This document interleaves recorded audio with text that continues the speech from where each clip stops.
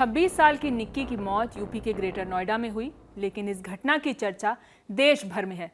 इस चर्चा में नत्थी है एक मुद्दा दहेज प्रथा का। इस घटना के बाद दहेज के लिए की जाने वाली हत्या के आंकड़े एक बार फिर से खंगाले जा रहे हैं। एनसीआरबी यानी नेशनल क्राइम रिकॉर्ड ब्यूरो की रिपोर्ट पर नजरें दौड़ाई जा रही हैं। इन आंकड़ों पर नजर बनाए रखना जरूरी भी है, क्योंकि बात सिर्फ निक्की की नहीं है। ये बहस साल 2018 से 2022 तक दहेज के लिए हर दिन औसतन 18 महिलाओं के मारे जाने पर जाकर टिकती है। यहाँ आंकड़ों की बात सिर्फ 2022 तक इसलिए क्योंकि इसके बाद से अब तक एनसीआरबी ने डेटा नहीं जारी किया है। तो दहेज को लेकर आंकड़े क्या कहते हैं? उत्तर प्रदेश सहित देश में दहेज के लिए कितनी हत्याएं होती हैं, आपको विस्तार से बताते हैं। एनसीआरबी के लेटेस्ट आंकड़ों के मुताबिक साल 2022 में दहेज के लिए 6,450 महिलाओं की हत्या कर दी गई। साल 2018 से 2022 के बीच देश भर में दहेज को लेकर हिंसा में 34,477 महिलाओं ने अपनी जान गंवाई। हालांकि इन आंकड़ों में ये बात भी ध्यान देने वाली है कि देश के अलग अलग हिस्सों में इन आंकड़ों की संख्या अलग है। इंडिया टुडे के पीयूष अग्रवाल और गौरव चतुर्वेदी की रिपोर्ट के मुताबिक साल 2022 में उत्तर प्रदेश में दहेज की वजह से सबसे ज्यादा हत्याएं हुई। इस साल प्रदेश में कुल 2,138 हत्याएं रिपोर्ट की गईं। इस लिस्ट में दूसरे नंबर पर बिहार है।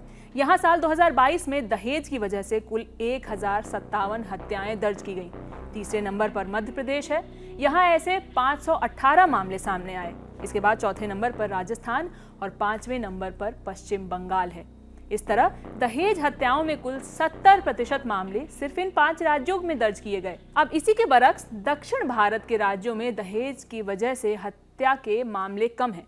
उदाहरण के लिए लीजिए, साल 2022 में कर्नाटक में 165 मामले दर्ज किए गए, तेलंगाना में 137 और केरल में सिर्फ 11।